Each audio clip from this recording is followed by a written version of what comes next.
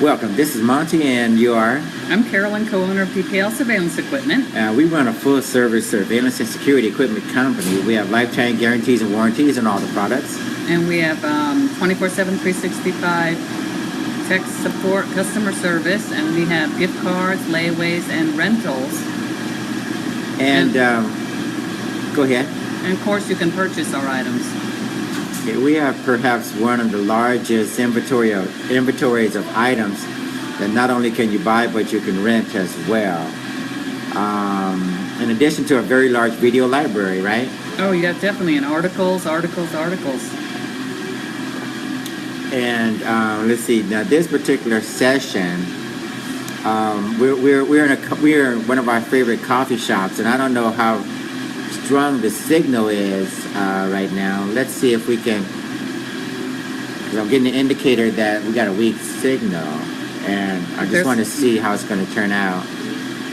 Go ahead. If anyone joins, if you could tell us how the signal is, how we look, etc. Okay, so now this particular meetup, while we're still giving Facebook the opportunity to pull in as many people as possible, since we're still spreading the word, blah blah blah. So anyway, we're gonna just take our time with the introduction, but to let you guys know, this particular session is not only sponsored by our company, but we're a strong believer in Bitcoin and digital currencies and virtual currencies as well, right, Carolyn? Yeah, I wonder if a lot of people haven't even heard about Bitcoin. Most likely not. Now, what are some of the typical reasons? Let's go ahead and get into this. What are some of the typical reasons why anyone would want to take advantage of not only Bitcoin, but virtual currencies or digital currencies in general? Well, one of the reasons why you can do away with a centralized system. And you can also... No, wait, hold on. Centralized. Oh, centralized. Yeah, centralized is really... Yeah, centralized, I'm sorry, she stated it correctly. Centralized systems are problems. Why do we want to get away with that, get away from that? Well, that involves credit card companies, big corporations that have control of your money. And with Bitcoin, you can avoid transaction fees. You can avoid the surveillance that happens. Banks, big corporations that have been, doing some illicit activity lately. So with Bitcoin, it goes from person to person, and you pay nominal fees, less than 1%. And then also MoneyGram and MoneyGram and Western Union, they charge almost 10% to transfer money to, let's say, someone in a different country.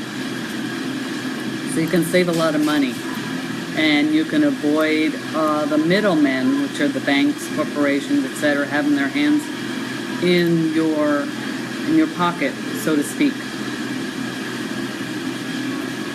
Okay, so this is really, really phenomenal, really unprecedented in terms of us having such a revolutionary breakthrough, especially in payment systems. See, a lot of times what happens is, just to take you guys back to the inception of Bitcoin. When Bitcoin was first invented, which was in 2009, right? Invented by Satoshi Nakamoto. Okay, excuse me, I gotta drink some coffee. I got a slight coffee coming down. Yeah. I mean, some tea. Yeah. But anyway, Satoshi Nakamoto is the person who invented it, right? Yeah, he launched it in 2009.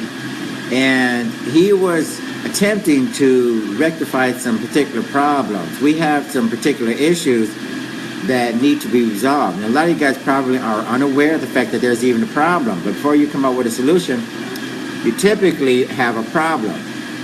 Now, these are some of the inherent problems within the current payment system. This is I'm rebroadcasting on my laptop just to make sure I can see how it looks and everything. But yeah, the problems that we're facing within the current payment system, as Carolyn pointed out, not only have to do with fees and charges and getting permission and having people monitor and look at, who's buying what, who's paying who, and do you promote this cause or not promote that cause. These are some of the inherent problems with the current payment system. Now, to be more specific, for instance, merchant processors, when us business owners, when we conduct a transaction, we have to pay discount fees, right? Oh, yeah. Now, some of those discount fees can be rather exorbitant. Companies would typically pay tens of thousands of dollars or millions of dollars in transaction or what they call discount fees, right? Mm-hmm. Now, one of the problems is specifically that it doesn't really take a lot of manpower or labor to have money transferred from my account to your account or from your account to my account, right? Yeah, using a computer, the human beings are out of the picture. But what happens is the merchant processors, again, and the banks and the credit card issuers and the payment systems, really, they try to tell us that the bigger the transaction, the more cumbersome, the more labor intensive it is, and therefore the computers are working very hard and they need to be compensated, right? Yeah, right. And then not only that, see, these guys, they collect a lot of information from us. They collect phone numbers, names, addresses, etc. Social security number, everything. And then you sign an agreement a lot of times stating that in case law enforcement or someone else wants to gain access to this information that we have to hand over, yikes. Then of course now 900 different agencies are looking at, again, who we are, what we're doing, what we're saying, what we're buying, and what we're selling, right? Basically, feels like you're under surveillance. So Satoshi Nakamoto, when he invented Bitcoin, he took a look at those specific problems amongst others. He said, look, if I want to send Carolyn $1 million and I'm in South America and she's in Alaska, it really doesn't matter. All she has to do is scan my QR code, or I scan her QR code, whatever, into our Bitcoin or blockchain application, which is freely downloadable on the internet. And within seconds, she can have the money and I can have the money. And the only thing that's transmitted over the internet is going to be the dollar amount and a long series of numbers and characters called the blockchain. The blockchain. Well, actually, the blockchain is the actual network. But the Bitcoin address, I'm sorry, what I'm trying to get out. The Bitcoin address is going to be transmitted over the internet. And that's fully encrypted. And again, no one knows anything specifically about the transaction details. So what do you think about, before we cover too much or many of the specifics, Carolyn, I want you to give these people some idea in terms of anything that they need to know about from a layman's point of view as far as... All right. Bitcoin increases the number of monetary options for people in dire situations. Let's say a family member is in South America. I'm sorry, could you repeat that again? I think the network may have slowed down. Bitcoin increases the number of monetary options for people in dire situations. Family to family, it doesn't matter, thousands of miles away. And consumers benefit from lower prices. For example, there's something called a Bitcoin store, and everything is a lot cheaper because all you do is in Bitcoin. For example, if you want to buy a Samsung phone on Amazon, it's $537. On the Bitcoin store, it's only $437. So that's an example. Another Bitcoin advantage is that for this reason, criminals may choose to continue using their own favorite currency of choice, which is the U.S. dollar, because, like I said, it's printed in a public ledger in the coin network, and that will specify, will be able to hone down on the criminals. Okay, let's make sure that you guys understand what Carolyn is saying. The dollar and the way cash works, it's the favorite or preferred method of illicit activity, whether it's porn, money laundering, gambling, drugs. It's the dollar, and it's going to be the dollar for quite some time. However, digital currencies, that's a totally different realm. And because of the way the blockchain works, criminals and anyone else really should understand that that's a public ledger. Right now, you can go onto blockchain.org or one of those places on the internet and see activity related to transactions on the blockchain. So there's a certain amount of reporting, and the good news is our government agencies all over the planet, all over the world, there's going to be accountability. From this point going forward, there's going to be accountability because that blockchain is going to allow us to go back and take a look at whether or not a transaction has taken place or not. You know, again, all of the details, our privacy is not violated, but a lot of very good detailed reporting and such can be extracted from the blockchain. So if the government wants to fund a war, if the government wants to go to Venezuela or somewhere and overthrow a government by printing excessive amounts of dollars and handing it out, we're going to have a very good idea in terms of what's going on with the blockchain and the way Bitcoin works. Now, let's give you guys a very practical example of how we used Bitcoin just this week. Was it this week? We went to Whole Foods, right? Yeah, what we did, we used a minimal amount of our Bitcoins and put it on a gift card. So what's the name of that site where we went to? GYFT.com.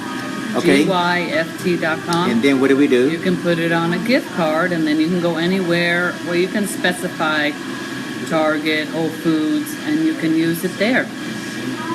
Now, the reason why this is important is because we chose to not use dollars. We chose to use Bitcoins. So we went to our Coinbase account and we transferred a certain amount of money from our Coinbase account to a gift card. And that gift card was Whole Foods. So within seconds, or no more than a few minutes, you transfer a certain amount of money onto the Whole Foods gift card electronically from Coinbase through gift ultimately onto the Whole Foods gift card. And then we went there and we had our hamburgers and fries and our salads healthy drink, yes, and such, and took advantage of that. Now, believe it or not, Gift is signing up so many different retailers, restaurants, all sorts of different companies each and every day, and you're gonna find Starbucks, you're gonna find Target, Whole Foods, etc., etc. There's many. And so go there, and when you get a chance, I'm trying to get a number on how many stores are presently on there, but it's a ridiculously large number. And I want you guys to understand that more and more companies are indeed lining up with Bitcoin and offering Bitcoin, so that even if you don't directly spend your Bitcoin in the store using your blockchain payment app or whatever favorite app you want to use, you could always transfer money onto gift cards.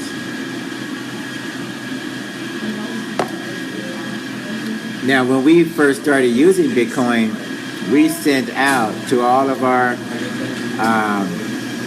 looked like there's over 200 retailers at least on Gift. Well, yeah, when we first started using Bitcoin about 4 or 5 years ago. Yeah, we practiced and we sent a minimal amount, let's say, to family members so they can look at it and maybe they'll see and want to know how it works. So the $5, $10, $25 that we sent to friends and relatives and associates, is probably going to be worth, who knows, 3 or 4 times that amount, because I think 4 years ago, Bitcoin hit a low of, who knows, $200 or $300, for instance. Yeah, it's very volatile. It'll go up and down every Well, actually, day. the volatility is starting to stabilize a lot. So there was an extreme amount of volatility early on, but it's starting to stabilize a lot, and you don't see that much fluctuation on a daily basis as much. Yeah, the dollar is not usually worth more. It's usually worth less. Yeah, that's one thing that we you guys have to understand. Your dollars will definitely not become worth more money. No. There's no way. It's impossible. It's not going to happen. Too much printing from the Federal Reserve, too much manipulation from the central bankers. But our Bitcoins that were priced at on an average of $200, $300 about 4 years ago are worth how much, Carolyn? About $735? 700? Exactly. Yeah. And again, Bitcoin is defined technically as a peer-to-peer payment network. It's digital, programmable money that when the developers, this volunteer group of people, when they find some very neat features or something that they want to add to Bitcoin or enhance the blockchain or something, they can program it into that. So in the future, be prepared. There's going to be major disruption.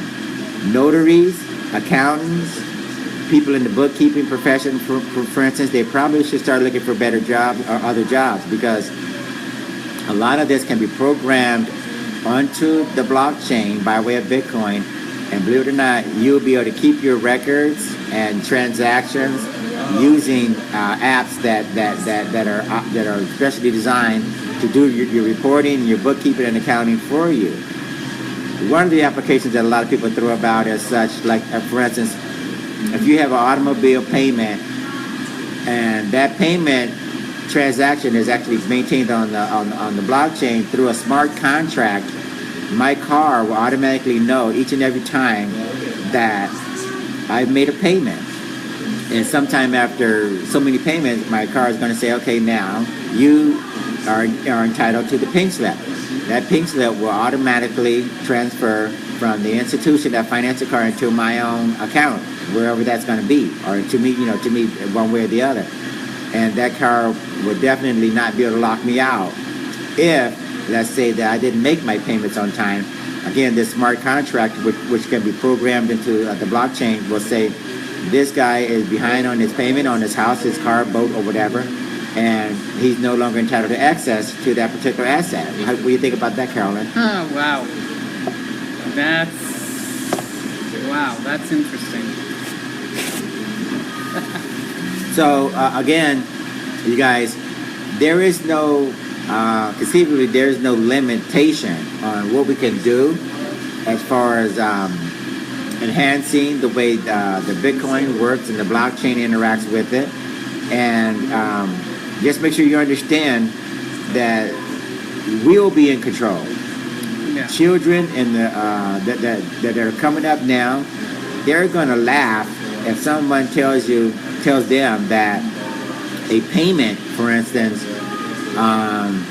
is going to take 3 to 5 business days for it to clear Bank of America, or Wells Fargo, or Citibank.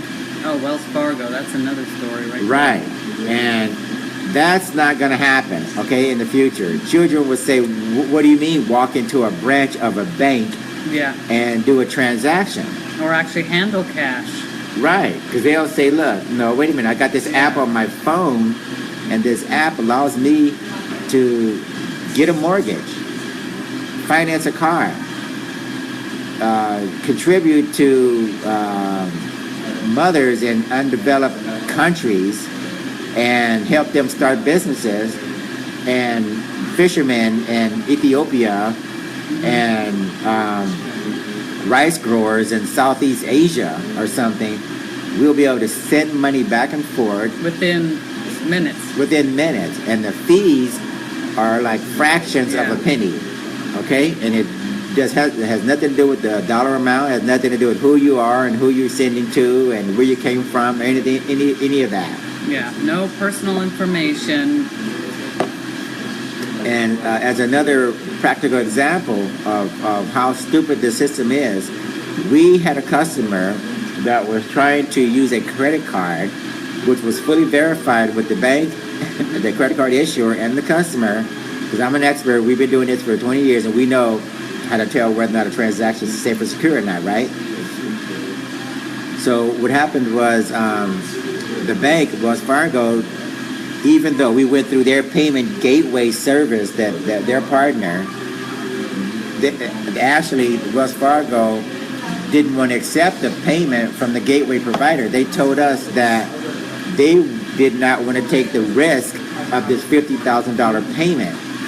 Thus, we were not entitled to get that money deposited into our account. Yeah, we were really upset. Now, this was an inconvenience to us and an inconvenience to our customer, because this is a leftover, a byproduct of this ancient primitive system whereby you go through a single person in a security department who has absolutely nothing to do with actually doing any work. They basically can exercise at their discretion whether or not they want to let that money go through or not. They just program the computer to say this amount can go through and this amount cannot. Exactly. Or even worse, they'll listen to a series of questions that they ask you, listen to the answers rather, and if they feel that they are not comfortable with you and what you're saying, they don't even look at the details of the transaction. They won't even pick up the phone and call the customer. They won't pick up the phone and call the credit card issuer or the customer's bank and take a look at the legitimacy of the transaction. They'll just determine we don't want to accept the risk. So in our case, we talked to the customer, we talked to the credit card issuer, we talked to the bank, and we verified that this was not a risky transaction. But again, because Wells Fargo determined that they could exercise the discretion, they did. And they told us find another way of accepting payment and allowing that payment to go into their account. So in other words, they could benefit by getting our money, but they just didn't want this form of payment. They didn't want to accept this form of payment. Mm-hmm. Yeah, that. So what we did is now we're trying to do a wire transfer, but so in the future, again, going forward, you're going to have these legacy payment systems and these people left over from a primitive era, and we won't have to worry about getting permission or bowing to authority figures who can say whether or not you're trustworthy, you're not.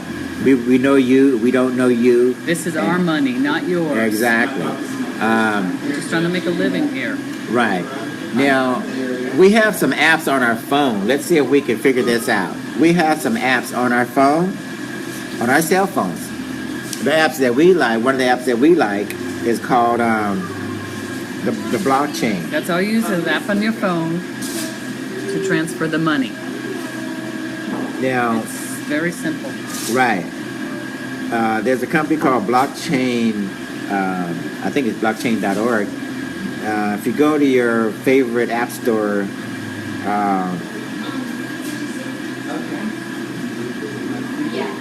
you're going to find blockchain, the blockchain app, and you can download it. And my app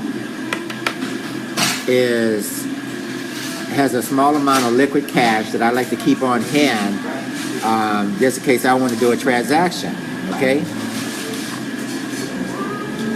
Now, let's see here. We can send, as the minimal amount we can send is like $1 or 50 cents. Now, if I want to receive money, I click on receive in the app's menu. Okay. Now, this is a publicly available QR code that anyone can use to send me money. Now, Carolyn, can you bring up your blockchain app? Now, I'm trying to receive money from Carolyn. Now, let's say I'm on one end of the planet in Antarctica somewhere, and I completely ran out of money, and Carolyn is in Pittsburgh or wherever she is on the opposite side, and she wants to send me some money, right? Mm-hmm. So what she does on her phone is she locates her wallet, okay, It's right where she has her Bitcoin, and then Two.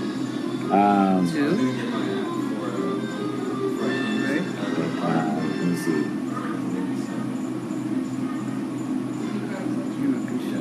Hold on. We need to scan. I'm going to have you scan my barcode.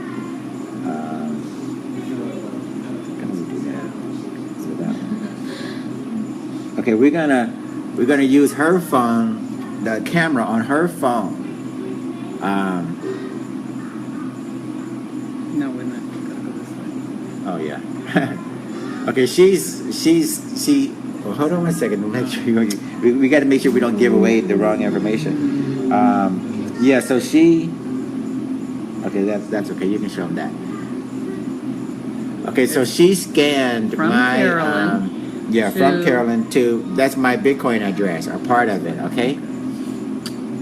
Okay, that's good. And anyway, she scanned this barcode into her phone. Now, go ahead, pick it up again. We're gonna send a fraction of a Bitcoin because in the blockchain app, you specify the dollar amount or the fraction of a Bitcoin.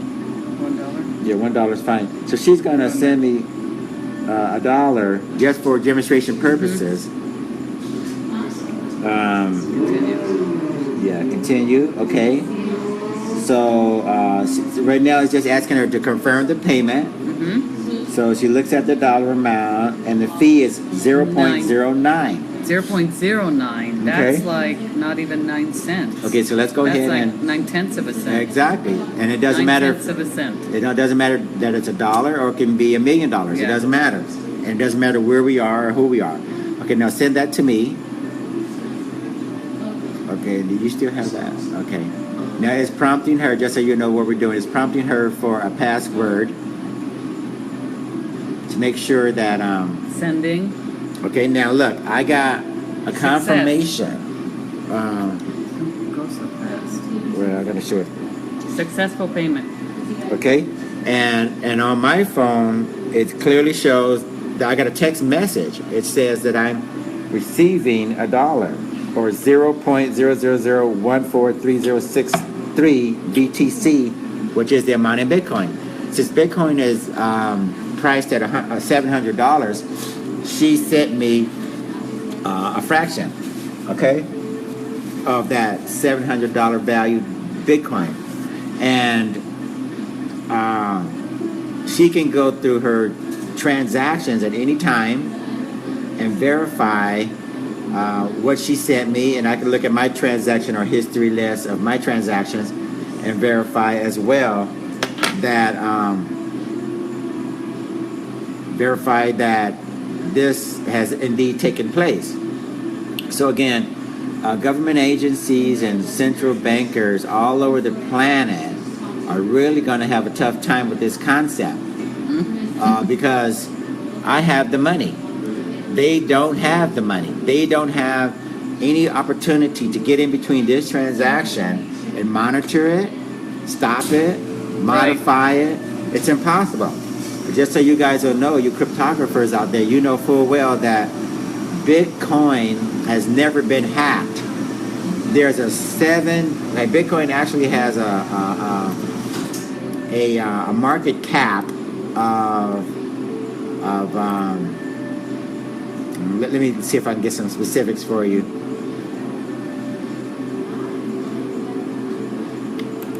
Let's see.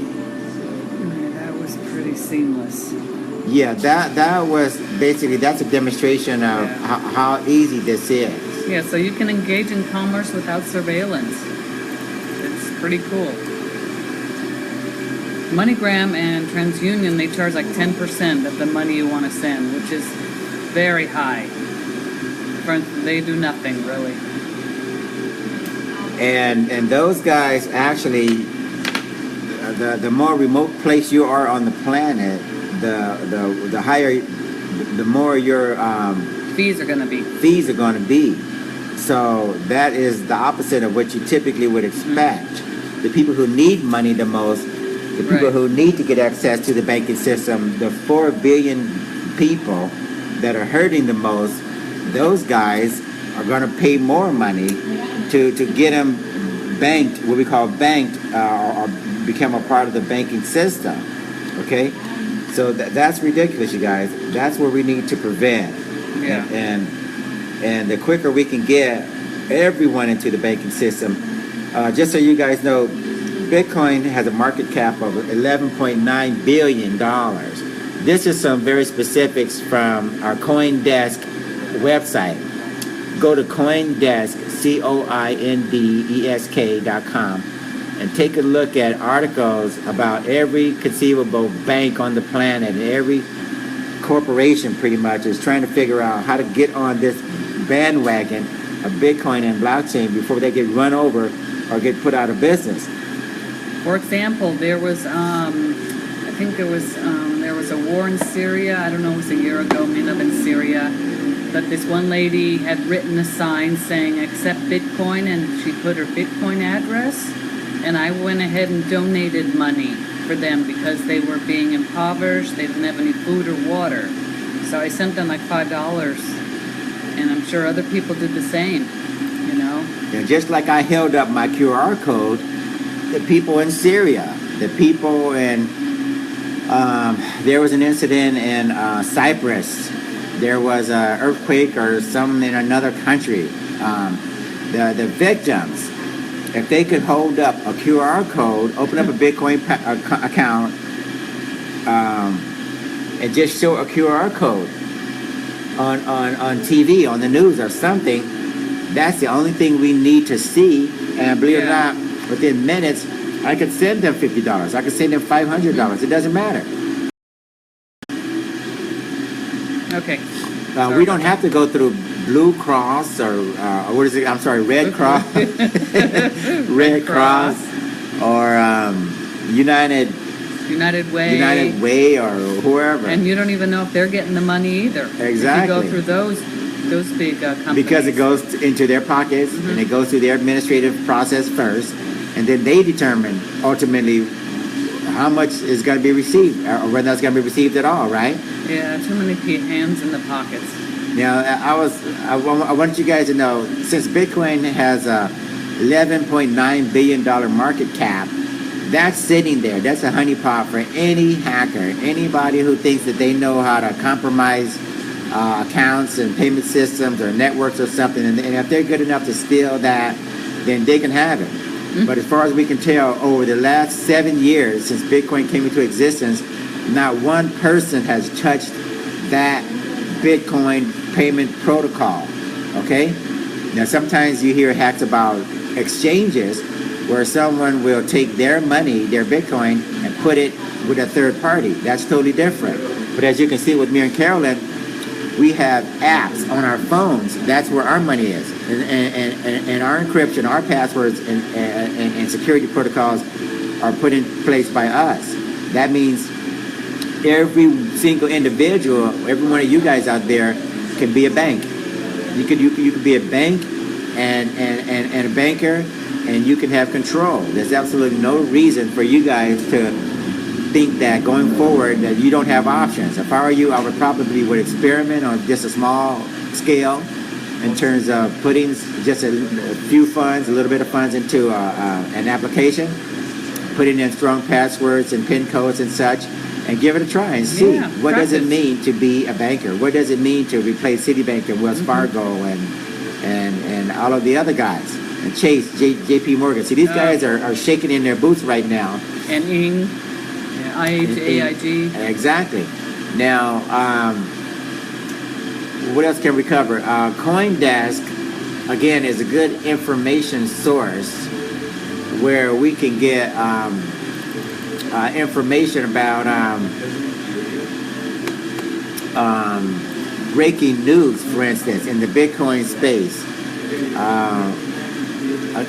A lot of companies, since they heard about Bitcoin, and believe it or not, about 4, 5, 6 years ago, when Bitcoin first came out, everybody and their brother-in-law said, this is a fad, this is a pyramid scheme, This is not going to last long. No one will put any money, any resources into Bitcoin because it's not going to last very long, right? But now you fast forward 7 years. 7 years, and guess what? Citibank, Wells Fargo, J.P. Morgan Chase, everybody is developing teams within their corporations to try and figure out how to jump on this bandwagon where the settlement times are speeded up by 90%. Yeah, 90%. Fees drop. Yeah.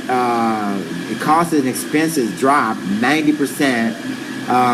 Banks are getting scared, and hopefully maybe they'll go out of business if this keeps up. Well, they're trying to come up with their own version of blockchains and virtual currencies, and they're going to try to sell you guys on this watered down, compromised, insecure sample or insecure version of Bitcoin and the blockchain. But don't be misled, because there is only one Bitcoin, there is only one blockchain. Just like a long time ago when the internet was first created, you had companies like AOL who said, come into our walled garden, come into our particular network, and this is the internet. You get to interact with these people within AOL or within CompuServe or within a certain area, right? And that they told us that was the internet. We bought into that. Then we realized, no, that the real internet is not within a company. It's not just the social network. It's the entire space where we all can see each other. We can all talk to each other. Where we can all freely exchange ideas. Now, let me ask you, I've heard of OneCoin. Does that have anything to do with Bitcoin? Well, that's a good question. Believe it or not, Bitcoin is open source. Bitcoin's source code is what we call open source, you guys. That simply means that anybody can copy the programming source coding and come out with another coin. See, the Bitcoin founders and the inventors determined a long time ago we weren't going to have some proprietary way of implementation or anything else. This is going to be open source. If you want to look at what we're doing, see how it works, see if it's strong, see if it's weak, look at vulnerabilities, you can do that. But anyway, getting back to Carola's point, individuals can copy Bitcoin source code and they can make their own coin. They can make a OneCoin. They can make a Zero Cash. They can make a Zcash. They can make Doggy Coin. They can make whatever coin. Kanye West had a coin. Kim Kardashian's probably going to have a coin of her own. That's good and bad. Look, these experimentations are exactly what it's all about. Because ultimately, you guys are going to probably in the foreseeable future, if whatever reason you want to come out with a specialized coin, just like a vanity credit card or something, you can do that. You know, people are trying to make money off someone else's idea. The popularity, basically. Mm-hmm. But look, there's nothing unique about vanity cards and such. But the OneCoin, be careful. That particular implementation is doing everything that we're trying to get away from.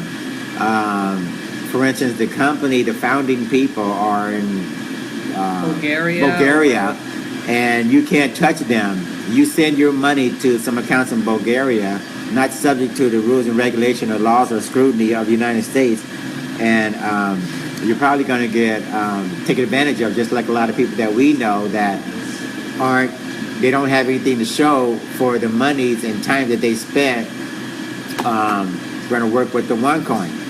And what ultimately happens is those people, again, like Carol mentioned, they're taking advantage of the idea that you can. This is just some sort of money-making proposition. Bitcoin and blockchain aren't designed to make anyone rich. It's not a get-rich-quick scheme or anything like this. It's designed to fix some inherent problems with what the central bankers are doing and the Federal Reserve people are doing and the monetary system and the credit card processors, as we mentioned. That's what it's designed to do. It's not designed as a get rich quick scheme. But the OneCoin and some of those coins are what they call multi-level marketing schemes that are just designed, again, to get your money and get nothing in return. And give you nothing in return. And again, when you try to make claims on your money, more than likely what's going to happen is some person in Bulgaria is going to tell you, we don't have anything Yeah, we're to give investing you. it. Keep waiting. We're Right, investing keep waiting. it. Keep waiting. Keep waiting. And so yeah, be careful, because I'm trying to pull up CoinDesk, the website, because they have a lot of interesting articles where everybody's jumping on board to study Bitcoin and the blockchain, and they're telling us all that this is way more sophisticated and way more innovative than anybody could ever imagine. Thank gosh. And so the dinosaurs are waking up, and the regulators of the world are waking up. The antiquated system that we've been using for 100 years. Exactly. Finally turning around. Let's see if we can name just a few partnerships and different people who are trying to jump on this and take advantage of it. Okay. Let's see here. Deutsche Bank. It says Deutsche Bank is a major German bank, you guys. DEUTCHE Bank. Deutsche Bank says capital markets expect blockchain impact within 6 years. Okay. There's a blockchain startup adds UK cybersecurity experts to board. So there's cybersecurity experts have been added to blockchain startups, add UK cybersecurity experts to board. So a lot of startups in the blockchain space are adding, in UK particularly, they're adding cybersecurity experts. Glad to hear that. There are some things going on in China. Something called Hyperledger, a blockchain bridge to China. So China's jumping on board. Russia's Central Security Depository tests blockchain assets exchange. So again, China, Russia, UK, everybody is studying Bitcoin. Everybody is studying blockchain. And U.S. should jump on board too. Yeah, well, where we are, and believe it or not, nobody wants to be left behind. A former Estonian president to lead World Economic Forum blockchain group. Okay, so as far away as Estonia, again, they're studying blockchain. Okay, Overstock's blockchain and the war against naked shorting. The founder of Overstock had decided a long time ago he was going to put his entire inventory of products. He's a billionaire. He decided a long time ago to be one of the first major investors in Bitcoin and blockchain, and he was going to convert his entire store, which he did, to make sure that his name is Patrick Byrne, Byrne. He's the CEO of blockchain of Overstock, and he decided he was going to allow you to buy anything that you want to buy from his billion-dollar company, Overstock.com, and use Bitcoin, okay, directly. Fantastic. So again, there is no shortage of people. There is no shortage of companies. There is no shortage of investors. Wall Street is spending billions of dollars in investor capital to try and figure out Bitcoin and blockchain and to not miss this fantastic opportunity. Again, because the internet was a major revolution. Bitcoin and blockchain is a major, it's the next major revolution. There is nothing more fundamental, there is nothing more beneficial or game-changing than a payment system and a currency to match that's gonna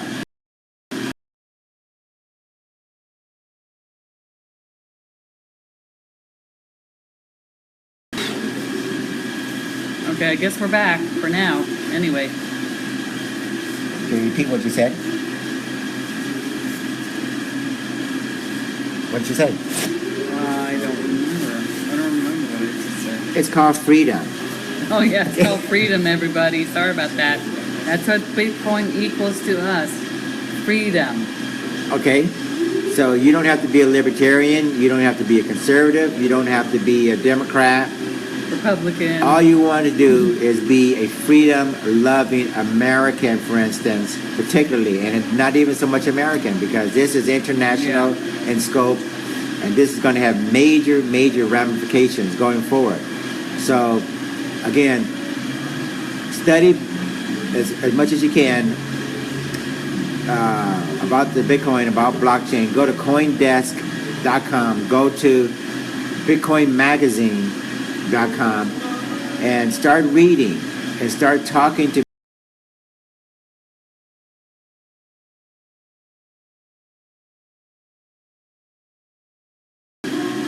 Okay, we're gonna start wrapping this up. Okay, obviously the powers that be don't want us to talk about Bitcoin and the blockchain, so we're going to go ahead and wrap this up and let you guys know.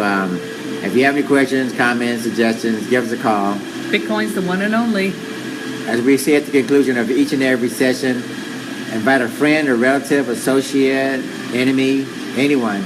Share it with them. Let's get the word out. Let's make the world a safer place. Any closing statements? And we're trying to educate everybody. We have lifetime guarantee and warranty on all our products. We're open 24/7, and we have gift cards, layaway, and rentals and purchase. And let's put major emphasis on that layaway program. We've tweaked our layaway program, you guys, so that it's easier and more convenient than ever before. The holidays are coming up. Go to our website. Click on the shopping cart after you made your decision in terms of what you want. Get that layaway form completed. Email it to us, send it back to us, fax or whatever.